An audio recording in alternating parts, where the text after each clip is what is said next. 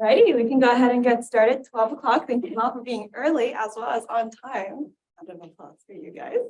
My name is Joanne. I'm the program director for Graduate Professional Success, and today is a Life Beyond PhD seminar series where we are presenting the end of one journeys for what it looks like before, after your PhD, and where you might go in the future. So we're excited to be able to have our speaker today. In general, the speaker will be presenting sort of an overview journey of where he's gone, where he's been, where he's going, and sort of the nooks and crannies. And then we'll open it up for a Q&A. So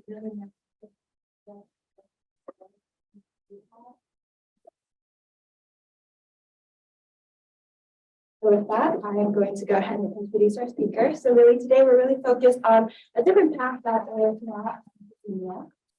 Or sorry, that is in academia, but sort of adjacent to what you know here on the daily basis. Focus on the primarily undergrad institutions where you can continue to still teach and conduct research in an effective manner, while still enjoying primarily the teaching aspect. So, joined the faculty at the University of San Diego in 2013. Background leans heavily towards chemistry and molecular biology. That's where he's been teaching and spending a lot of time there. In fact, he has to go to Florida to teach on that topic. I'm actually going to take a pause there because you're going to take a deep dive into where you've been, what you've accomplished. Hand it off to you. Thank you so much. Thank you. So before we get started, let's get a little bit of temperature of the room. First off, how many of you went to a undergraduate focused institution where there really wasn't a graduate student? Certainly not a place like UCI. A bunch of you know that. That's called a PY, or primarily undergraduate institution. They might have a master's program or something. They could have some research programs on campus. But for places like University of San Diego, we don't have graduate students, right? And so what does that look like? And I've actually worked at a couple of different PYs before I came here. So I'm going to talk a little bit about that. What does it mean and where do you get jobs? Classically, we call, when I was a graduate student and I was a postdoc, I actually made my postdoc advisor really unhappy. He said I was leaving science. I was Howard Hughes Institute at Vanderbilt. I had offers to go to Duke and Wake Forest and NIH, and I ended up going to an undergraduate focused institution. And he was really unhappy. And there's this history of calling it an alternative career. It's a career, right? Because you can't all become an R1 PI. There's just not enough room. And people don't all want that lifestyle. So it's not one and everything else. It's a whole watershed of options, of which a PY is one. And even then, there's a little bunch of diversity of the types of careers you can have as a PY, right? So let's talk a little bit about that. So University of San Diego, well, I moved here 10 years ago from Minnesota, North Dakota, so it took me a while to stop saying University of South Dakota, right? A little bit different, a private school, which is totally not a place that I am used to. It took me a long time to get used to being at a really nice, and my office is right, let's see, here, and I can see the water and I can see the ocean, and there's a grease spot on the window right by my lab because I keep putting my head on the window and staring outside. It's beautiful, right? Some of my research students, but we're all undergraduate research. I give a research talk a little bit later on today, and everything I've done has been done by undergraduates in our lab. We don't have masters. We don't have, I had a visiting professor for 2 months this semester for the first time in almost 30 years. That was amazing, right? But it was because we were both professors working in the lab with our students. So I got to thank my wife to start with. One of the cool things about being a PY, you get to do a lot of different things. Being in an undergraduate focused institution means you're not just doing research, you're not just doing teaching, you can have all sorts of opportunities. Twice now, I've gotten to teach for a month in either Florence or Rome. And so these pictures aren't just this. This is when I got to take my wife, my daughters, to go to Florence and spend a month while I was teaching the science of food and cooking. And then just last January in Rome, it was for our upper division topics course, the biochemistry and physiology of beer, wine, and alcohol. I know, a tough life, right? But I got to do it. I got paid to do that. So I have to admit, through COVID, it's been a long time. I started as an undergraduate here where I met my wife. We got married in college. I felt I looked more like the Karate Kid And then through COVID and years, it's kind of turned into, well, more Joe exotic. I promised my wife, she dressed up like Carol, her first name is Carol, that I would shave off the beard. She did this and I had to shave it off right away. But so we've been together, we met in college, we got married in college. And I just always have to thank her to start with, but it has been a long journey. She doesn't normally look like that, not that that's a problem. But she didn't even know who Carol Baskin was, so we don't watch the same stuff on Netflix.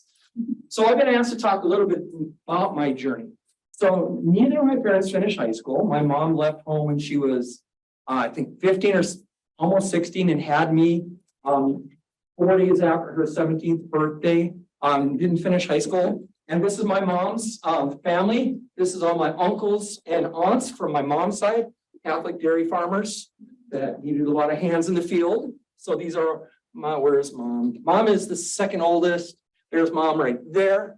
I've got 121 first cousins. Yes, we're Catholic.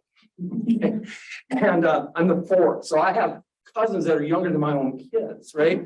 And then there's a picture in there of my dad in the middle, which is funny because the reason he didn't finish high school, because it was either that, go to Army or go to jail when he was a 10th grader. So yeah, that was the only time he looked that honest and beautiful. But we did not come from a family where education was valued or even thought. I remember when I finished high school, my dad said, all right, I'm done. I was the oldest. He says, you're sacrificing. I'm done. If you want to live at home, you got to pay rent. If you want to go to college, you're going to have to figure out how to do it on your own. So 2 days later, I was in the Army because I still wanted to go to college. At the time, I thought I wanted to be a veterinarian, not a veteran. Well, I didn't become a veterinarian, but I became a veteran. So I ended up having to go to the Army to pay for school. And I like the one on the left. I still don't think he looks like Tom Cruise, but you know, I kind of fool my wife some days, right? So the military helped me in a lot of ways because I didn't come from a background which was about education, not at all. It helped give me some discipline and a sense of motivation and a sense of purpose that I sure as heck didn't have before. Most likely, if I looked at a lot of my cousins and friends, out of my 121 cousins, I think there's about 6 of us who went to college, and I'm the only one who went beyond college. And so I do blame or give credit to the military for doing a lot of that. So life as a PY, right? It's really all about the students. Okay, so having a fire out by the ocean with your research group has always been a fact. We finally got to pull that off right in 2019 and then COVID hit. But that was, this is one of my pictures that I just love, right? We had a research meeting out at the beach and we got a spot to have a fire. But it's all about the students, whether it's your teaching, it's mentoring, being around them and having them in your research group, right? I run a large research group. We have 12, 14 students in my group every year. And I've been doing this for almost 30 years. When you first start teaching, you're so nervous. I'll never forget the first day I taught. I was afraid to ask anybody what to do. Nobody told me. There was very little mentoring at the time. I finally got the key to my office and a way to get Xeroxes made from the secretary, but I didn't know what to do. So I went out and bought my own cover back in the day before PowerPoints, or just as PowerPoints were going, you had to make colored overheads. And so I had to make color overheads. And I realized right then and there, I could not afford to do a semester's with the color overheads. So that ended on the first day. I finished within, all those overheads got done probably in 20 minutes of an hour period. And then I was stuck there with nothing else left to teach. That was the worst. But once you get going of it, the hour when you're in the classroom, that's the best. When you're engaging the students, whether you're doing active learning, where you're doing more traditional lecture, just the give and take and watching the students get it, that's the fastest time of the day. That's when your phone isn't ringing, when you don't have emails, when you don't have appointments, when you don't have administrative stuff. You're in the classroom, you're working with the students, and they thank you when they're done, and they mean it. That's now the best part of the day. And then when I go back and I catch my emails, and it's like, oh. All right. But a PY, if you don't like to teach, if you don't want to teach, it ain't for you, because it's still about teaching. All the PYs, and now I've been in a bunch of different leadership positions with Council of Undergraduate Research, ASBMB, Biochemistry Society, American Chemical Society, Project Kaleidoscope. I've had a number of different leadership positions with them, so I've gotten to know a lot of different people. I've been afforded the chance to be an external evaluator for a lot of different universities. All of them, if you aren't good in your craft in the classroom, in the teaching lab, you're not going to get tenure. Now, some of them, like at USD, if you also aren't doing productive work in the research lab, you're not going to get tenure. So you have to have both, which is nice because there's some days where your research sucks. Nothing's working. Your cells are contaminated. I'm going to talk as a biochemist, molecular biologist, right? Your reflux doesn't flux. I don't know. And then there's days when you go in the classroom and you grade and go, I told them this. I'm trying not to cuss because I think we're on camera. And so both parts of that aspect of your life really help make it an interesting and a balanced kind of lifestyle, but you still have to teach. If you're a great researcher and getting grants and stink in the classroom, you're going to hate your life. But we do research. We do lots of research. Well, lots of research for us. So my first gig, I taught 4 or 5 classes each semester, and they were different preps. It was a state school, very similar to San Marcos, same kind of student makeup and everything else. And that was a choice I made because my wife wanted to go back home. Still expected to do research, but not a lot. If you did something, you got a lot of credit for it, right? Now at USD, but at the time I decided I was going to carve out more research space. I was doing research and getting papers and things like this. And then I ended up deciding I got recruited to go to USD to provide some leadership. And there I teach 2 or 3 courses a semester. And there's a much serious amount of research that's expected. You're expected to publish a couple before you get tenure promotion, not a couple a year to get, continued from one year to the next. 100% your money is covered, right? You don't have to worry about losing a grant and then you don't have enough money to cover mortgage. It's all hard money. And if you get external grants, that money is paying for your summer, so it's extra, right? So I've got a couple of grants right now that are funded by NSF and NIH. And so I'm able to pay myself 10, 12 grand extra in the summer, even though I'm still getting paid. I just take my 9 months and spread it out over 12. So there's different bonuses, right? But we do research, we publish. I've got 4 or 5 papers in the mill. Only, just give that person one last experiment and you'll get your name on a paper. Never say yes to that, right? We all know that by now. And like I said, we get to go to do research and do Italy, and the kids are making pasta there. We're learning about beer, wine, and alcohol. And here they're taking pictures of their pictures, and I'm taking, so is this me taking a picture of them? So is that meta something? So, you get to do all these cool things. You get to do a lifestyle that, it's up to you how hard you want to work. And it's all sorts of things. The idea that I would be teaching Italy and Rome, and I think next year in Argentina would be unbelievable. In a lot of cases, if I went into industry, that wasn't going to happen, right? So I could just spend a month doing something totally different. Because at my other university, we were running low enrollments in a chemistry department. I created a science, food, and cooking class 25 years ago, and we created a book from it, right? And so now we're working on a second edition of this. This book's being used by about 90 or 100 different schools around the country, which is a really cool aspect of a professional career, right? This is not a cookbook, which my mom still calls it. There's a couple, right? The second edition is going to have more recipes, just so my mom can call it a cookbook. It's how to teach non-majors science by using food. Not here's something about equilibrium, and then at the end, here's a little box about how equilibrium can be used. It's about here's some food and how you explain science. Excited. Oh, textbooks are expensive. I'm going to make big money. Then first time I talked to my students using my book, I went to the bookstore because I wanted to skill, excited to see what it looked like. And that's what I found. Use books, 0 money. We don't make a lot of money as writers on this, but it's still a cool thing to do. Yeah. So when the students said, "Oh, Dr. Provost, I found your book for free." And I went, "Oh man, it took me 4 years to write that damn thing." So what does an award-winning professor look like? Last year, I got the Biochemistry and Molecular Biology ASB&B's Top Educator of the Year award for all universities. It was a hell of an honor. It made me feel really good. It validated all the hard work I've done. So what does one look like? Well, maybe more like that than holding some crystal saying that you really don't.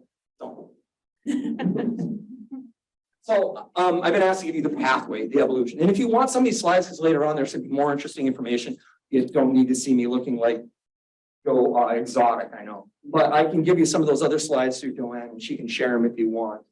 So what is that pathway? What is that evolution? Because I'm still literally in a spot right now where I'm thinking, what do I want to do next? Where do I want my career to go? Who do I want to be? And it doesn't end. Although it's a lot easier when you're financially stable than when you're a graduate student or postdoc and go, shit, I don't know where my money's coming from. I remember those days and it sucks. It just does. You get over it, you get through it, but it stinks. And not to,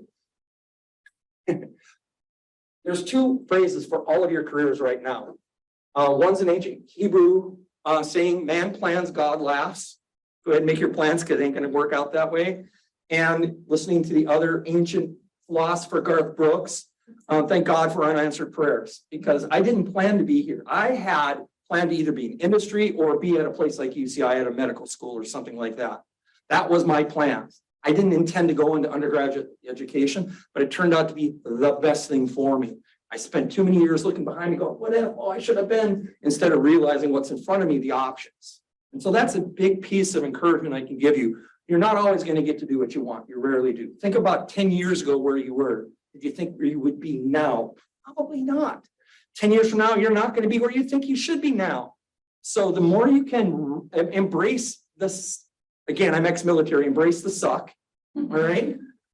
The more you can then find a way to get the opportunities. I'm not saying it's easy. I'm not saying it's good. It's not rosy. But if you can recognize that, and it took me a while to learn this, then you can build from there, right? Because it's never going to be what you want. And there's going to be a lot of disappointments and struggles on the way, period. Some more for others, and you have to recognize that. But the more you can embrace that, the better off your evolution can be, right? So I have some specific points that I was asked to bring up from Joanne here. So the question of undergraduate to choosing a doctoral program was really difficult for me. I did a little bit of undergraduate research. There was only 3 or 4 of the students in my class that did. At that time, that wasn't a big deal, but it got me a bunch of different invites to graduate schools, big graduate programs, University of Wisconsin, University of Minnesota, stuff like that. I ended up going to University of North Dakota because my wife was also applying for physical therapy, and that's the only school that hadn't told her no when I had to make my decision for grad school. So I said no to all the other schools, and I went to the University of North Dakota. I wasn't from Fargo or Grand Forks. I was from the Twin Cities. That could have been, might as well, east or west coast. But I took that for a family decision, and then promptly they told her no. There was no connection, but it was just bad luck. But again, it was one of those things. If I would have gone to one of the bigger grad programs, because I had to come out of the Army and I struggled a little bit at the beginning, I probably would have chewed up and spit out. And so that was my decision, which turns out to be a theme in the life. Where I wanted to go, where I ended up going, sometimes professionally versus family or personal, are two different things. And the more you can try to find some parts of it that work, the better off you can be. So I went to the undergraduate at Northern School, Northwestern Minnesota School, Bemidji State University. I said I already paid for college, and I stayed in until after the first Gulf War. I was in active duty and in the Guards for a bunch of years. You know, the whole start of these conflicts you dream. I want to be all these cool things. And then I had to make a decision, even as an undergraduate. I was a music major at a small scholarship to Berkeley, so small that it was like, here, yeah, you can't come. We'll give you $10.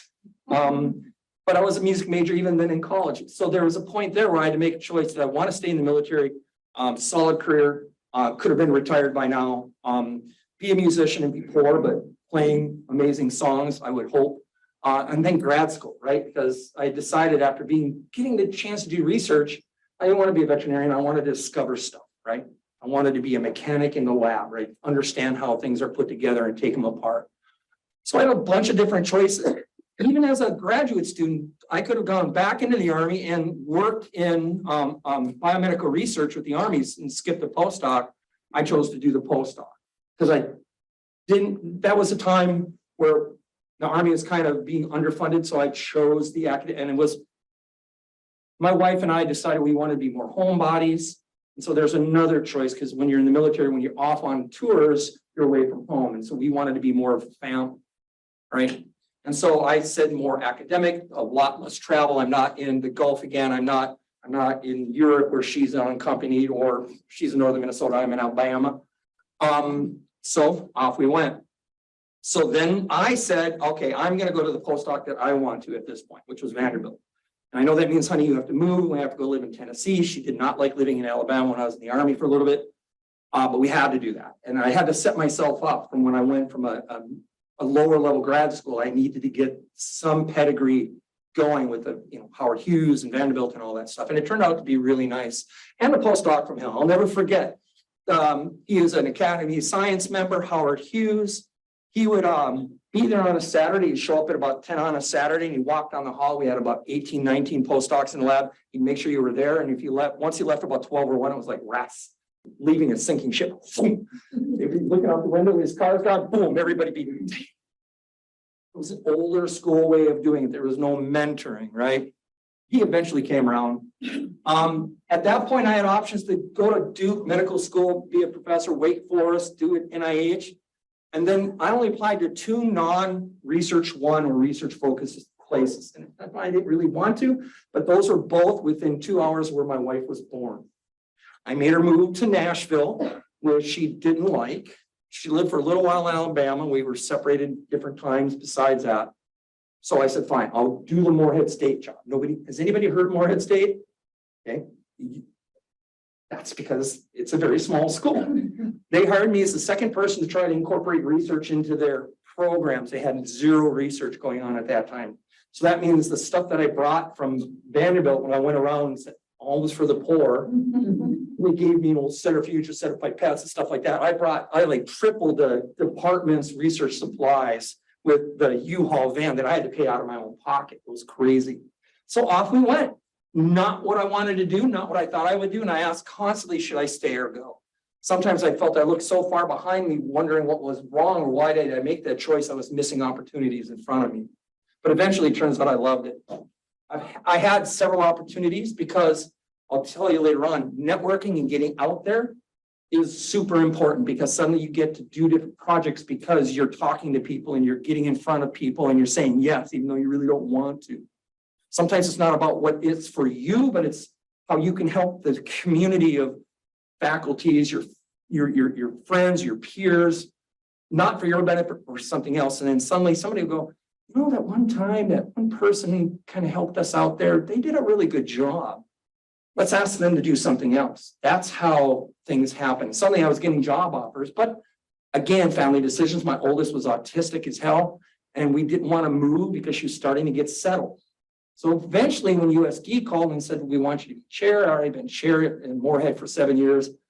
I took my wife, we went up to, it's a free trip to San Diego. She'll never want to, we got to San Diego in October. It was snowing back home. It was San Diego here. And so we decided to make the change because our oldest was now out of the house, right? So I had a lot of opportunities and those things matched with my priorities. We'll talk about how to pick a career, if something, whether it's POI or other careers are for you later on. Along the way, I've had 2 small biotech contract research organizations while being a professor. So while being a professor, we had 8, one had 8 and one had 12 different employees, a couple of part-time, mostly full-time. We were working with QIAGEN, we were working with Promega and a bunch of other folks. We didn't have intellectual property. We were just being their QA, QC and their R&D arm. We were developing DNA vaccines. 22 years ago, we were working on the adenovirus vaccine for a DNA vaccine, which is now basically the Johnson & Johnson. We didn't do anything that made the Johnson & Johnson vaccine what it is, but that's what we were starting on. Working with other. I, for 1 year, gave up tenure to go to a place where I became an administrator across the river.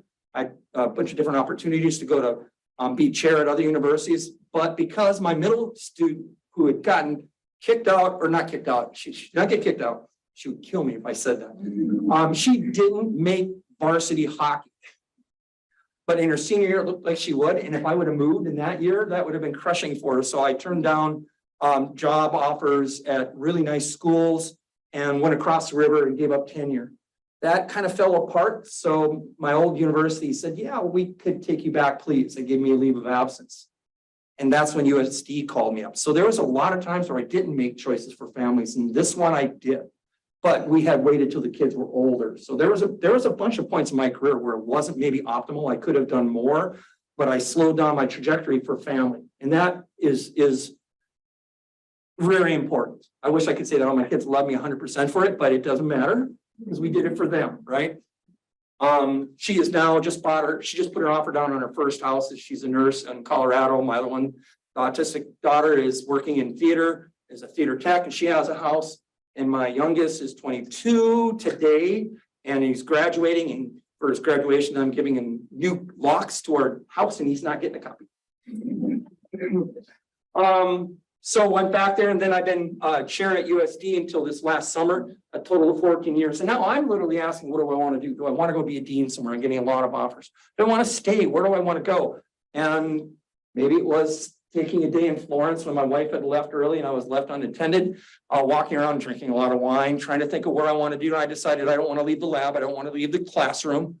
I'm just going to stay there where I can own my calendar instead of going be an administrator where you don't own your calendar. You're not in the lab. I felt I had still 2 or 3 research grants in me and several papers. I wanted to bring my students with me. So that was a choice that I literally made, drinking red wine to red wine from one place to another in Florence while my class was out running around being mentored by somebody else. So right now, so how many of you are graduate students? Great. How many are postdocs? All right. How many of you know exactly what you're going to do when you know you're going to get there? You're lying if you raise your hand. So thanks for doing that. So you're starting at Great Adventure. I felt like when I was younger, I was starting Great Adventure, and this might date me a lot. Raiders of the Lost Ark. I was Indiana Jones. I was a professor. I was out there, not an archaeologist, but I was doing brave things and really cool things. In reality, I think it felt more like I was Joan of Arc, and screw it, I'm done. You can't fire. Yes, they can. Either way, you're on a path, and it might be dark and scary. It might be clear, but I want to talk to you a little bit about how to know where your path is, or you're going to be asked many times where your path is actually going to be, right? You're going to have to change some of your ideas. So how do you start? Well, some career plans are easy, okay? If you live in Fargo, North Dakota, if you want to go to Bismarck, you take one straight line, you can pretty much sleep the whole way because the road doesn't really move, right? But for other folks, the plans are a lot more complicated with many different options and routes, and sometimes you don't even know where you're going. I have this talk all the time with my undergraduates. What do you want to do? Well, I want to be this major. Stop. I didn't ask you what major you want to be on, what do you want to do? So usually when it's smaller groups, I talk to the students, I have them introduce themselves, and they always, whether it's postdocs or grad students or even faculty, well, I work on the microRNA of this cell that's doing this and that. Oh, great. Tell me more about yourself. Well, I just learned this new technique. I'm not asking them about their science. I'm asking them about themselves, but you identify as your science, right? Because you live and die by your experiments. People, that ain't the way to be. That's part of your life, but that's not how you should define yourself. You define yourself by where you want to be. So if you don't know where you want to be, except for your science is going to fail you, and sometimes it's going to give you great success, right? Every time you turn in a grant or a paper to be reviewed, you're a winner. Every time I bought a lottery ticket, I'm a winner until I scan it and it says not a winner, damn it, until reviewer 2 tells me I'm definitely not a winner.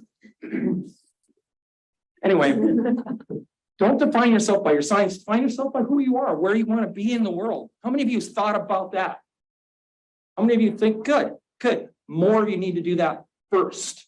And your science, not your science. Oh yeah, work-life balance, and I don't know what the hell that really means. That means sometimes it's this way, sometimes it's this way, but hopefully over a longer term, it's somewhere in here. Because there's some days you've got to work hard. Some days you got to say, I can't, my kids, my family, myself, write this, right? Just don't tell your PI. I'm running a gel. If you're a molecular biologist, you turn it down to 1 volt, walk away for 2 days. I used to do radioactive phospholipase assays, and you would extract the lipids. Some would be radioactive. You put them on a TLC plate, and I do it before the boss got in. And Saturday, after a while, I got to be a senior postdoc. I did this on purpose. I put it on there, and I go out for an hour or 2 run because it took forever to come back. I could have done other things, but I loved having him catch me when I came back from a run. I go shower right away. Where have you been? I said, "There's my TLC plate, boss. You weren't here at 8 a.m. on a Saturday. You don't get to do that. You've been around." But anyway, so who are you? Where are you? Right? You got to make some clear plans. So you got to know where you want to be, and it can't just be your science. Then you can figure where you're going to go and find the right path, because there's a lot of different paths. You can't just go down the path and hoping it gets you there.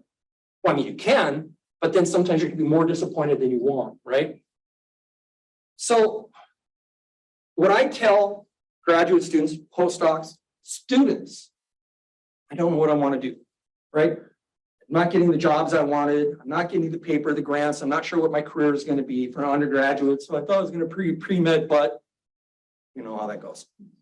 So then I tell them to make three different lists and blue sky this thing, right? Lifestyle, right? Where do you want to live? What part of the country? If you want to live in Fargo, North Dakota, you've got to know that because that's going to eventually help you limit up your list. What kind of lifestyle? Do you want a large and in charge lifestyle? Do you want to make a bunch of money? Do you want to be Mother Teresa, right? Do you want a family? Do you not want a family? Do you want 9 to 5? Lifestyle, where you want to live. I like having a little bit of money to do vacations and things like this, right? So that's one of the reasons I didn't pick the Army, because you can't do those kind of things, right? Then you got to talk about your passions and research. I know, follow your passions. And I get that, but if my passion was playing hockey, I played 2 hours of hockey last night. Anybody who watched me knows there's no way that's going to be my lifetime. I was a good enough musician to be a professional musician. That passion would not pay for that lifestyle that I wanted. So that sometimes your passions have to become a hobby, right? And so sometimes following a passion that goes with the life you want is more important than just finding a passion. Okay. And interest, and it just write all sorts of crap down. And then occupations or professions or kinds of jobs that you might be looking for. And your lists will be a little bit smaller when I talk to my undergraduates. And then, of course, the old Venn diagram. So some of your passions are not going to be at all related to occupation. I've been doing stained glass for 25 years, and I'm actually pretty good at it. But that's not going to be an occupation I can make a living out of, nor do I want to, right? So it's a passion. Some passions have to be hobbies. Some lifestyles, you know, I would love to live in La Jolla, right? And work 9 to 5. That ain't going to happen, right? So if you can find a career that supports the lifestyle you want, that at least has some of your interests and passions in it, that's the sweet spot. And you can still do that. You may have to, like I thought I was going to be an R1 professor or an industry professor and then eventually retire and then go teach and fish all the time or something. That was a pipe dream that was never, ever going to happen. Nobody hires a senior professor to teach unless it's an adjunct, right? And then it doesn't work that way. So if you can put those things together, but first you got to know where you want to be. And it isn't about science, because your science is going to let you down and the science is going to lift you up. But if you don't know where you want to be, that's the thing that will make you happy, right? And sometimes that means, oh, I can't do exactly what I wanted. Maybe I have to go into sales. Maybe I have to do something different, right? You have to figure out what's important to you and prioritize it. And that's a hard set of questions to ask. There's no question about that. This is what I did when I was in Florence. Of course, the wine didn't hurt this. I took notes, and you don't want to see what I wrote at the end. It was mostly cussing. Again, I was in the military and I worked in a factory. So you want to be here. You want to be in that sweet spot where you like to go to work because you're doing something that you love. That doesn't just happen, right? And maybe I would have been a better musician than I would have been a scientist. And I would have definitely, again, reviewer 2 tells me that all the freaking time, I would have been a better musician than a scientist, all right? But I'm happy most of the days I go to work. Not all the days. I don't know. I just graded my last test. I was going to ask them. They didn't do it, right? I've got a paper I've got to try to write. I don't have time to write it. But I'm happy overall. And I go home and I want to work. I don't have to work, right? Makes a huge difference. Huge difference. So picking the right career, you want to have some independence. If you're going to be a PY, it's nice because you can be curious. You can do fishing expedition science because it depends on the kind of school you're at, but even at USD where you have to be productive in our level, I could say, I'm going to do this kind of side research project over here that probably won't get funded, but I can maybe get paper, maybe not, but I'll find some cool stuff. You can do more fishing. It doesn't have to be, here's my hypothesis, here's aim 1, here's aim 2, they're not derivative of each other, blah, blah, blah, right? Got to know if you want to be teaching, how much and what group. Being a PY, you're mostly your own boss. Yes, you have a chair, especially if it's a chair like me, you will hear from me all the time. And then there's a dean, but most of the time you're pretty independent. And it's not just independent because you're doing your research, but you're in your classroom, but you get to decide how you do some of that. You get to work with your chair on the classes you teach and when you teach them and stuff like that. You can impart your personal values in your lab, in your lifestyle, and even in the classroom. It's important you get family support. It's really hard if your partner doesn't like where you're living or support that kind of lifestyle. Then again, you find conflict and there's no harmony there at all. Or we've had to move now. The hardest part is Easter for us. We're out here in San Diego, everybody's in Minnesota, and one daughter's in Colorado. Easter was just when I made way too much food and then we had a food coma, right? It wasn't the family event it used to be. Know your strengths and weaknesses when it comes to your personality and your profession, right? We have those high pipe dreams and I'm never going to fit in those pants again. All right. So talk to others in the field and get experience. I gave out cards, as many as I could, to most people here. My email's on the back. Feel free, if this is something you're interested, to sit down and we can talk. You can drive down, we can do a Zoom or whatever, just a, what do they call it? Oh yeah, phone call. So what are PUIs like? Do I still have time? I'll give you 5 minutes before it opens today. All right.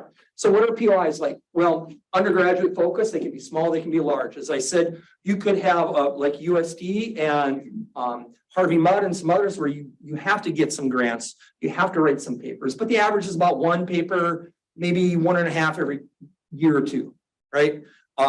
Everybody in my department has had a grant, or I say out of the 14 faculty we have in chemistry and biochemistry, 10 of us have some sort of a grant now, some smaller, 10,000, 20,000, some I've got a NSF $600,000 grant, blah, blah, blah. Everybody's got different levels of grants.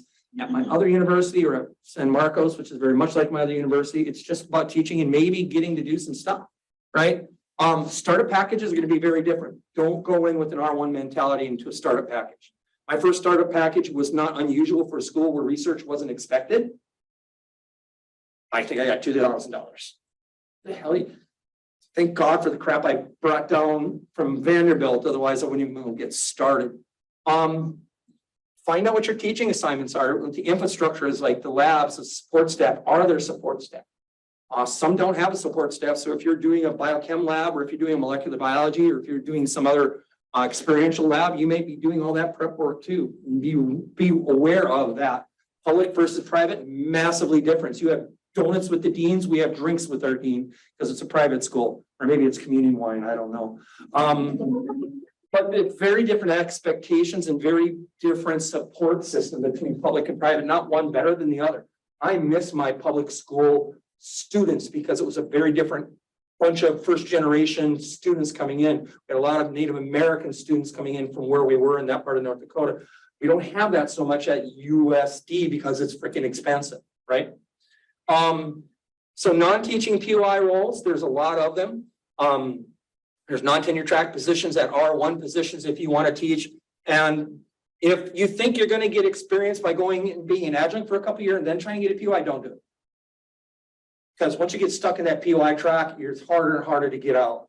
So if you get stuck on that adjunct track, it becomes a sinkhole. I'm sorry for getting tenure track. Not always, but for many.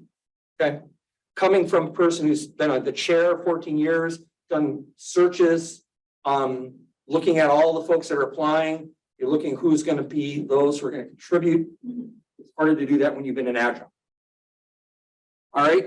So what are the advantages of it? Well, teaching and mentoring students in the lab and the classroom. I love that to death. 9-month schedule. This summer, I'm slowing it down. I'm giving a couple of workshops out in Boston. I'm going back to Minnesota and the 4th of July. I've only got a couple of summer research students, and it's going to be a slow summer. I'm going to write a couple of papers and work on the 2nd edition. Usually I have 10, 12 students in the lab, and it's crazy. It's crazy fun, but I get nothing done. I go home and I go, oh my God, what the hell did I do? So sometimes you can take your whole summer off, and some folks do. In some schools, you hermetically seal your office in your lab, you go home, nobody comes back till school year starts. It depends on the kind of PUI. And that can be really attractive, right? Go home, recharge, be with your family, play guitar, or whatever the heck you do. It can be really agile. Undergraduates work with you for 3 years, so you've got to be flexible on how you think of your research. Okay. And you got to be able to change how to pick a research project is a whole thing. There's some high risk projects that you can take because if they don't work out, it doesn't matter. You're not going to die if that project doesn't work because you didn't get it funded. Right? Stupid NIH. I'm sorry. I've been funded by NIH a few times the last couple of times. They hate me. There's a huge return on your investment in that students. I've had 184 students in my research lab. I talk to them all the time. And even students that worked in my research lab, getting them to places they didn't think they could get is incredibly rewarding. Your research, you can collaborate with major universities around, and that's a big plus. It's not a minus. You don't have to be first author on anything or everything. You don't have to have an impact statement. I mean, you know, if you publish in Reader's Digest, that's probably wrong. If you publish in US News Today, that doesn't quite count, but you don't have to have Nature Cell Science or something like that to survive. So day in the life, 50 hours a week is a slow week, I'm not gonna lie. But it's different. You're grading, you're on email, you're coordinating projects, you're working with students. Teach 1-2 classes a day, depending on, you might have 1 or 2 days of the week where you don't have class. Then you're probably spending your time in your lab and doing other stuff. I'm on the bench working on papers. It's kind of chaotic all the time. I still get to do experiments. I got to whip around a pipette still. You don't get to do that as a PI at an R1 institution, right? You sit in the office in college of postdocs, technician, and grad students. Where's my data? I get to do some of the data. I have to.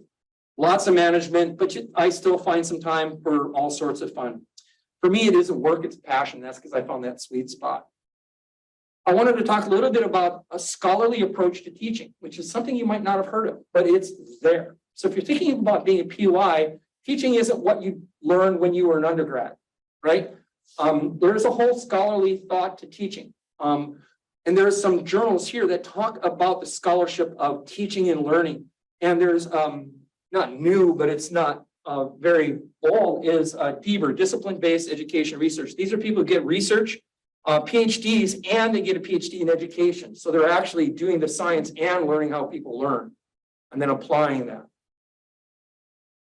The card I gave you on the front talks about what we call a CURE, Course Undergraduate Research Experience, how we get research experience to all the students. There's lots of experience, lots of evidence that show that when students get a chance, undergrads, even at risk or marginalized students get a chance to do research, they retain, they have better grip, they identify as scientists, and they succeed at a much higher rate. Well, how to do that for all your students is to do not a research project, but meaningful research within a classroom. That's called a CURE. I see my colleagues standing up. So there are good reasons for doing a CURE. On the back of that card talks about a website that we're changing up a little bit, but talks about the CUREs. If that's something you're interested in, along with scholarly teaching, if you're thinking about postdoc, you gotta learn about this. Even if you don't get to do it, when you do your application, if you can talk about these things, you're going to be steps ahead. Somebody who said, well, I was a TA. Okay, everybody was a TA. Not being a TA doesn't really help you either, right? Because, all right, so take a look at that. We also have workshops, virtual and in-person workshops for how to incorporate research into teaching. But I'm not doing that stuff now. But if you come to some of these, then you can learn the jargon, you can say that, you can put that on your application for a PY. That goes a long ways because it shows you are not just learning your science, but you're learning your other craft, right? We have fellows programs, we have cohorts where we accept postdocs in. We allow folks, this next one's in Boston at the end of July. So really we're talking about figuring out the equilibrium between teaching and research, right? It's all about touching young people's lives in so many ways, watching the light bulbs go off. I can't tell you the number of times I've had students crying in my office because their parents wanted to be a dentist or a doctor, but they want to do something different, or I don't know what I'm going to do. But being able to help the students by making those connections is incredibly powerful, right? But the thing here is on the bottom, if you go to a school and your priorities don't match the priorities of your department or university, you're going to be miserable. And I'll sniff out somebody who's only taking a class or a job application because they want to stay in San Diego, but they really don't want to teach. They really want to just do research. They can smell that, and I don't want them because they're not going to be happy. And they're not going to participate. They're not going to be collaborative partners in the department. So if your needs and dreams don't match that of your departments, get the hell out. Don't even apply. And I'm not talking about this from a chair. I'm talking about from your own sake. You will be miserable. How to prepare. The first thing I can tell you, if you're a grad student, you got some time, go let the PI know. Well, if you can, go to seminars on education, so you can put that in your quiver, so you have some ammo, right? If your PI is in the room, let them, right? They'll still go at the bench for you, right? Look at PUIs, look at the departments. You come in and you say, I want to teach about microRNA. I don't do any microRNAs, right? In this cell line for left-handed underwater living people. And they say, well, that's great, a topic. You can teach that once every 10 years. What are you going to do for me as department chair? If you can't teach these kind of classes, I can't hire you. But you got to look at these departments that you might be looking at. Say, oh, they teach. If it's a biology, if it's a chemistry, biochemistry department, what undergrad level jobs can you teach? The more you teach, the more utility infill, where you can do a whole bunch of things, the more attractive you're going to be, because I can fill your dance card. I have to employ you in all of these classes. And now and then you get to do those really cool high-end stuff, like the biochemistry of beer, wine, and alcohol in Florence. At once in Florence or in Rome in 30 years, right? There's a book called, it's a little old, but it's still really good, How to Get a Job at a PUI by Malcolm Campbell. Share this with folks. Your cover letter is critical. It's okay to repeat some of the stuff you said. Tell us why you want us, why you want to be part of us as a department. We're not just hiring a graduate student, we're a postdoc. We're not hiring a science project. We're hiring a person that we have to live with for a long time. We want to know that you want to be there and who you are, right? That cover letter is way more important. Now, dear hiring person, I am so excited by your position. I have long since wanted to do. Tell me that you want to be there. Get me excited. So when I look at the rest of it, I'm there, right? Not that you're going to go out and get 3 R1s right away. That's not what we're about. We want to know that you want to be there, that match the mission of the university. That cover letter is important. The teaching philosophy is much harder than you think, but by learning about these scholarly teaching things, some of those references I talked about, use that literature. Even if you haven't taught it, it's okay, because you can say, I've been learning about engaged pedagogy, right? Cures, flipped classrooms. If you say clickers, I'm going to die. Clickers are old and passe, right? That's not where we're at. But by knowing what's happening and knowing the influence that these different engagement philosophies can have, you're showing me that you're already paying attention. You're serious about the half or more of your job, right? But if you say, oh, I'm going to give up and give a lecture, I'm going to give my handouts to everybody, and I'm going to record it. Yeah, so does everybody else. Moving on. The DEI statement is important, of course. It's not just about who you are or your experiences, that is important, but how you're going to work with students with different needs, with the things they come to the classes with, to recognize that you want to learn that. You don't have to be an expert at it, to recognize that, and then some of the ways you engage students actually support students of need, of marginalized, right? And so saying I recognize it, and these are different methods that I want to use and I want to learn to effectively engage these students, all students, is an important way to treat that, right? You don't have to come from, 2 parents that never finished high school to be considered, right? Your research statement can't be an R1. If you're a biochemist, you're writing it for the organic chemist who has no clue and doesn't care. You got to show them, 1, that you can do it. 2, sounds kind of cool. Can you do it with undergrads? And are you going to need like an X-ray crystallography, which we don't have? Because you're in Bismarck, North Dakota, and there is an X-ray machine over at the vet, right? But you want to engage not me as the other biochemist, but you want to engage everybody and show that you can do it with students, right? And even if you have like a really complicated kind of experiment, say, oh, we could do this I could imagine doing this with teams of students, and I would want to apply for this kind of award, even though this is a 6-day experiment, or I could break it down into this, that means you can't do maybe all the mouse work you've ever wanted to do or something, right?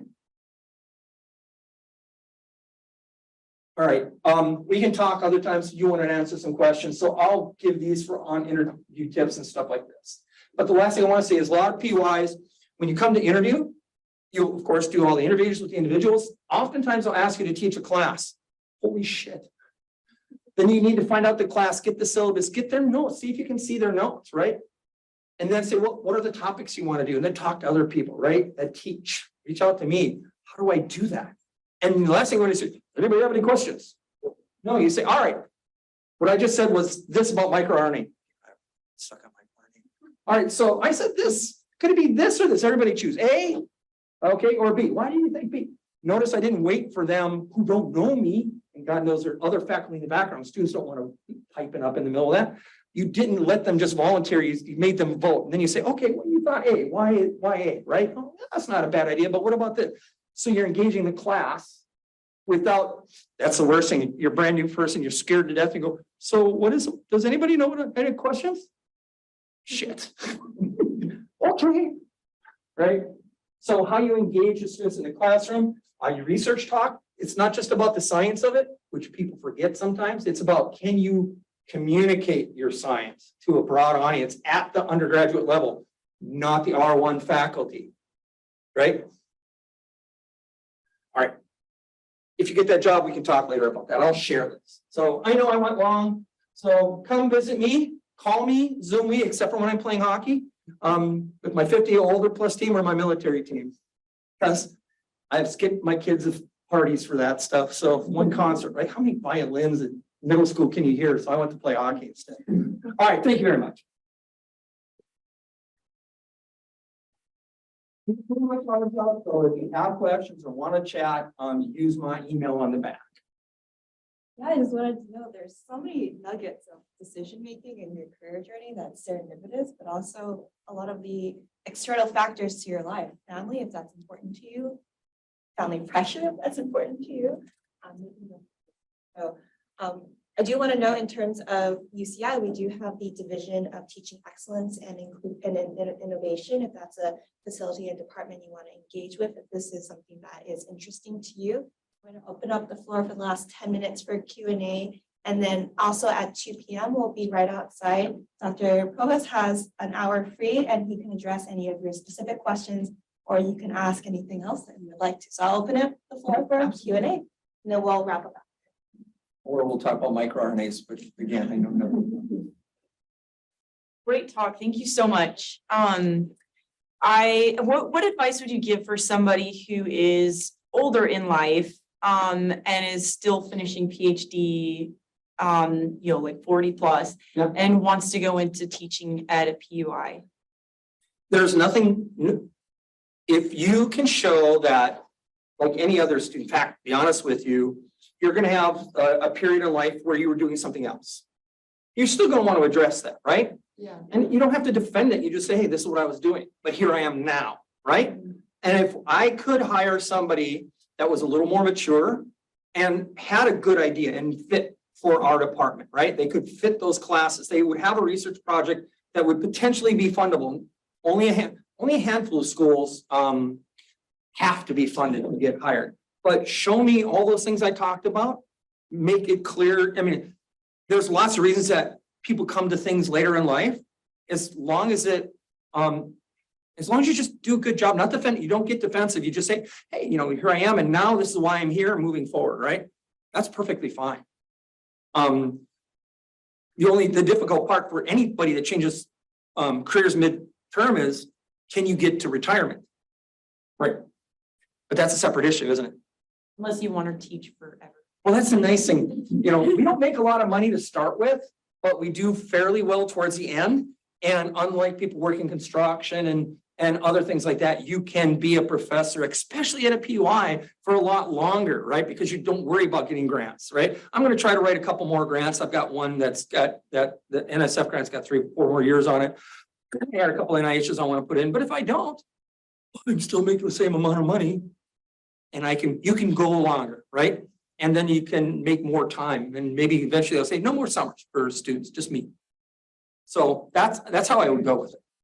If you want to talk later on, I think you got my card, right? I did not, but I Look up Joseph Provost, Google that, and I'm the one who comes up a ton, a lot. Yeah.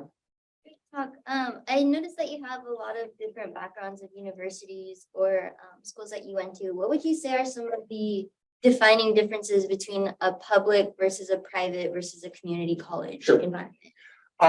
Most of the public PUIs, research is a small part. You might be doing 10-20% of your overall professional career doing research, and the rest of it's teaching and administrative stuff, even if you're not an administrator, right?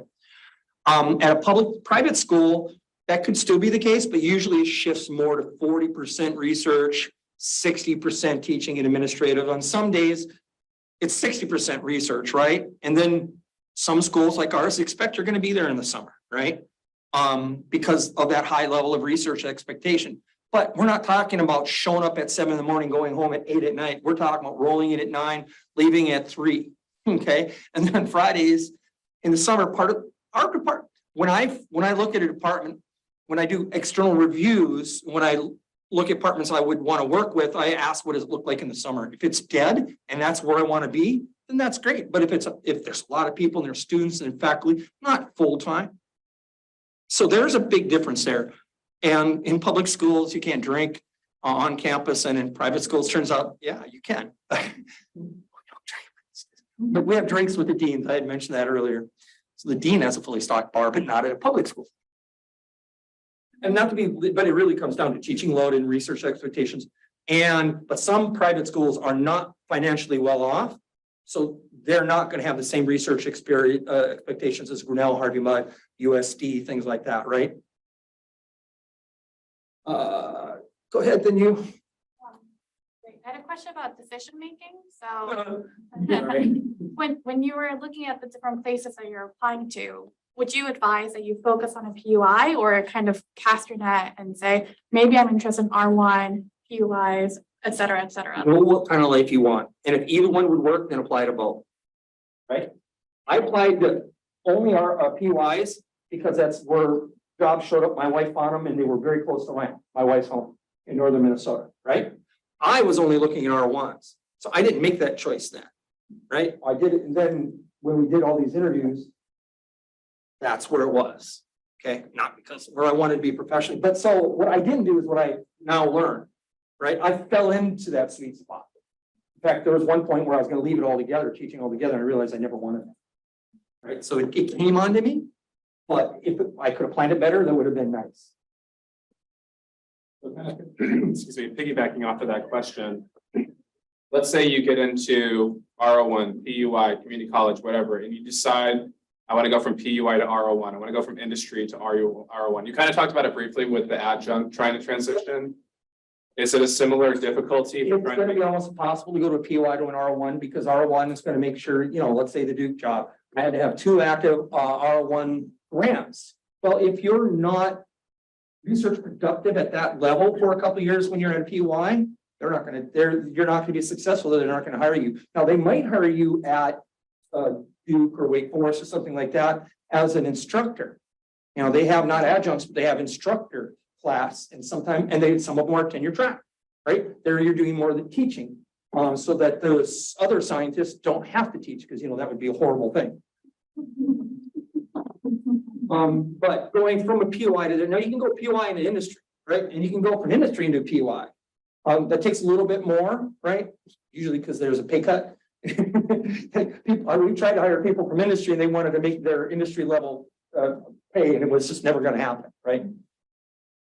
I hope that helps. I think, yeah, you're saying just like, if you're like, to put it bluntly, if you're outperforming your fellow cohort of researchers at a PUI, you might have potential for an R01. If I'm putting, maybe it would be really hard. It depends how long you're there, right?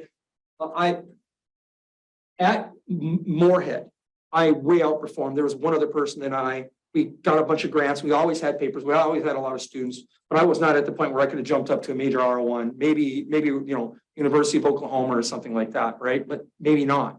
Would they hire me because I don't have that history?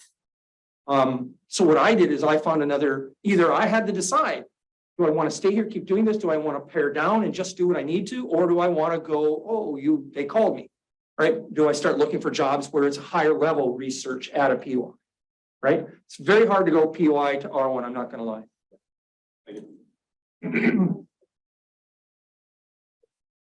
Do you think there are any additional difficulties for international applicants, and would you have any advice in this regard? Overall, no, it's not. We've hired several international folks, right? You just have to be aware. The difficult part is it depends where you did your undergrad. European, Asian, different parts of the world have very different undergraduate experiences. Can you relate and understand what your students you're about to teach are, right? Somebody from the UK undergraduate system is very different than the US undergraduate system, the experience and the expectations. If you can't relate to that, it's going to stick out, right? If you learned it, but didn't go to the US as an undergrad, then that works, right? But we have to make sure that you know what you're getting into, right? Does it make sense? So yes, but there's that important caveat. Do they know what the hell they're getting into, right? Are they gonna be happy here? Once we hire you, if you're unhappy, it's hard to get rid of you, even with before tenure. It's hard to get rid of people without even before tenure. So that's what we're looking for. Will they be happy? Will they be a good mix? Will they be a collegial part of the department? Out of time, all right. Out of time, but thank you so much. Thank you.